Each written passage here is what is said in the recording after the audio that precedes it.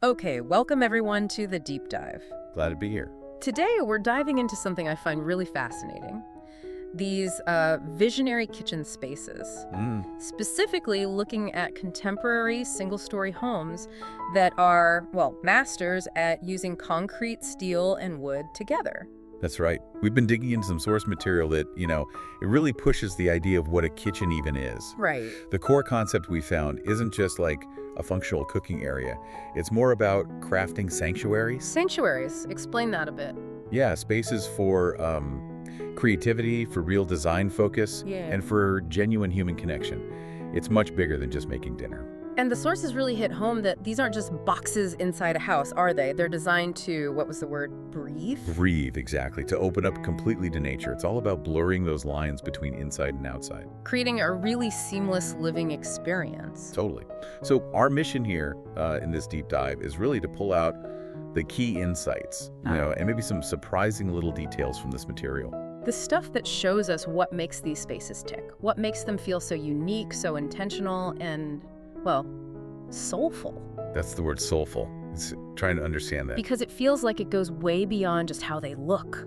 The sources talk about how these designs can be truly transformative. Yeah, they do. They suggest the architecture, the choices made can fundamentally connect you back to the earth, to your surroundings. And even elevate your daily routines, your rituals, into something richer, more meaningful. Okay, so let's unpack how they actually do that. The foundation seems to be these contemporary homes, often single story. Right, and the architecture itself uses this deliberate mix of raw, grounded materials. We're talking concrete, steel, wood. And the philosophy behind it all is really interesting. Homes that breathe, that open up, that connect. They often sit quite low in the landscape, don't they? With these strong horizontal lines that kind of echo the horizon. They do. And the materials themselves are chosen to be grounded, quiet, not shouting for attention. The sources used a great phrase, restrained luxury. Yes. That's it. It's not about being flashy or loud. It's subtle. It's something you feel deeply, and it feels like it's built to last. So then you step into the kitchen within that context, and it's clear it's not just another room with appliances. Not at all. They're really framed as these true sanctuaries, places designed to connect you, the inhabitant, to the earth. Look at the environment right outside. And make those simple daily things like making coffee or prepping food feel like, well, intentional rituals almost. One of the big ways they do this, it seems, is through light and nature. That integration feels crucial. Oh, absolutely paramount. Yeah. The emphasis on natural light is huge. Yeah, the sources paint this vivid picture, don't they? Floor-to-ceiling glass doors, often with wooden frames. And they describe sunlight just pouring into the space, bathing it in warmth. You really get the feeling you wouldn't even switch on a light first thing. You just rely on those, golden hues filtering through the plants outside. And it's not sterile light hitting blank walls. These kitchens open directly onto lush gardens. Yeah, often with mature tropical trees, flowering plants, carefully chosen pots brimming with greenery. Those wide sliding doors just seem to melt away, right? Huh. Dissolving the boundary completely. It feels less like going outside and more like the outside is coming in. Exactly. It's an invitation. Yeah. And it's not just about the view out. There's a very deliberate effort to bring green inside. Vertical gardens I saw mentioned, trailing vines. Yes, and potted plants, banana trees, monsteras, bamboo, palms, ferns. They're either right inside or positioned immediately outside the door so they feel like part of the same continuous space. So the garden design isn't separate. It actually mirrors the language used inside. Clean, lush. Very intentional, yeah. I remember one source describing built-in garden troughs, like planters, that actually extend from the outside right into the kitchen floor area. Wow, really? Yeah. That creates such an uninterrupted flow. It really stood out. It makes the kitchen feel like a gateway to the garden, doesn't it? Fostering this constant conversation between the building and nature. And because the design aims for this porous quality, you actually get breezes coming through the scent of the garden. The kitchen literally feels alive, adapting to your mood, the weather, the time of year. And the lighting itself transforms through the day. You go from being completely dominated by daylight to this much more intimate feel in the evening using these carefully layered lights, both inside and highlighting the garden outside. It's a real shift. Okay, let's shift from light to touch. Materials, texture, craftsmanship. This feels like where that idea of intentionality really comes alive. Absolutely. Yeah. Because the materials aren't just picked for how they work, but for how they feel, for the story they seem to carry. The wall textures sound amazing. Lime-washed plaster, hand-finished clay, micro-cement. Yeah, very tactile. The sources stress that these surfaces feel like they can breathe. You can almost sense the artisan's hand in the finish. And the floors, often starting with polished concrete, which gives that solid grounding feeling. Right. Strong base, but then they soften it, layering rugs, maybe jute, wool, sometimes silk, adding warmth, texture. And subtly defining different zones within the open space. And that concrete might run right through the whole house, yeah. Often, yeah. For continuity. And overall, you see this definite preference for natural stuff.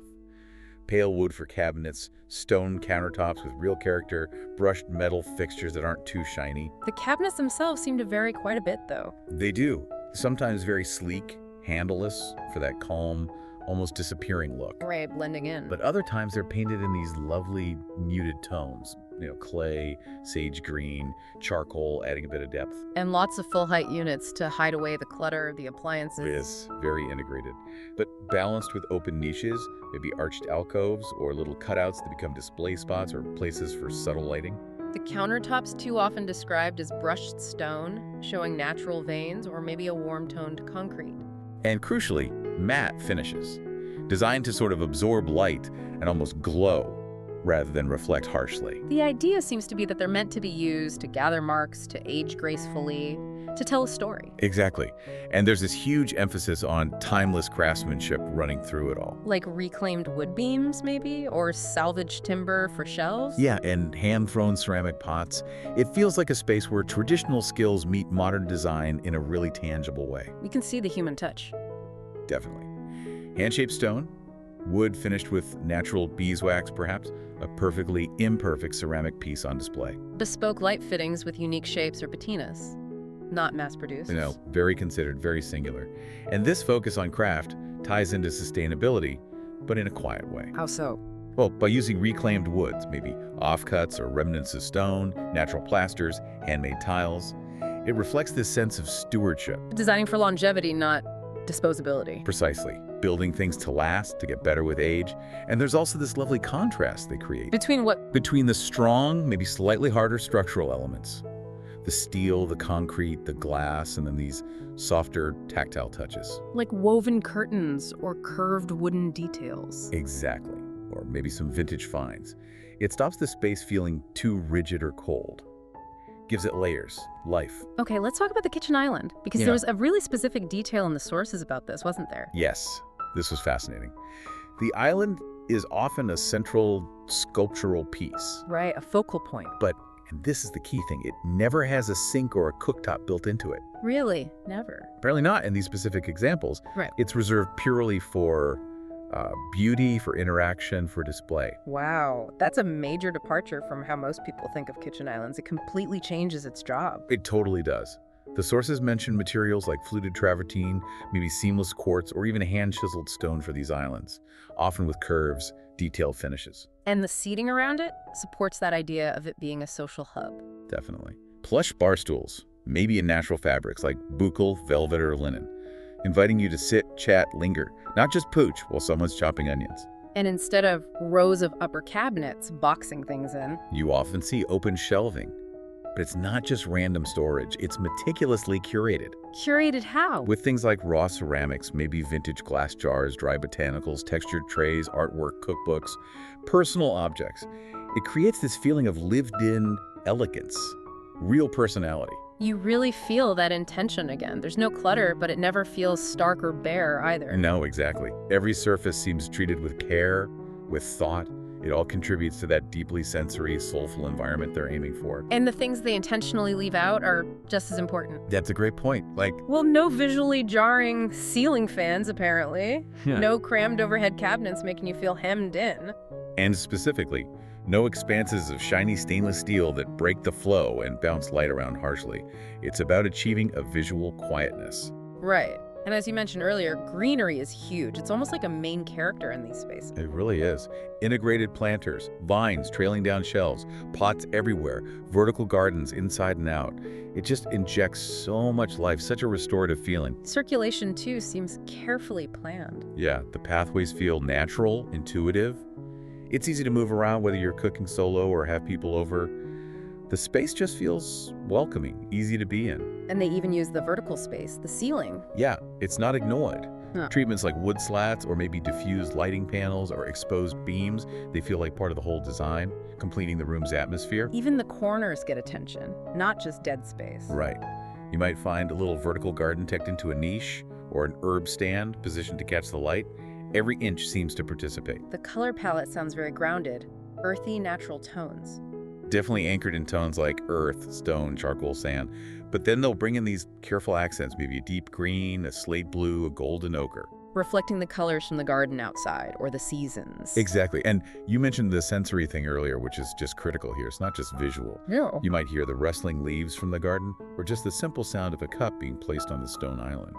You smell the herbs, maybe citrus, coffee brewing. It's about gently waking up your awareness of just being there. Precisely.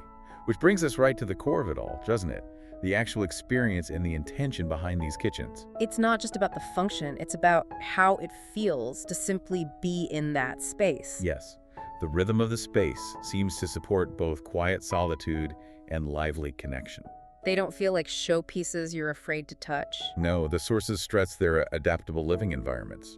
They actually embrace imperfection, celebrate the mark of the hand in the craft. They invite stillness just as much as activity. Tactile, sensory, fundamentally human spaces. So the driving principle is authenticity, not just following the latest trend. Absolutely. It's about finding this really delicate balance between open and enclosed, natural and crafted, bold structure and quiet detail. And the goal is harmony. Harmony, achieved by really understanding the soul of the space, and then amplifying that through how light and materials play with the nature outside. And bringing out the emotional quality of the materials themselves, like making concrete feel warm. Yeah, or letting the grain of wood tell its story, giving the materials depth and history. The whole design seems to encourage you to slow down, to be present. It does. By cutting out the visual noise and surrounding you with these rich, natural textures, the space itself kind of invites you to pause, to savor things. The kitchen becomes a place to just pause,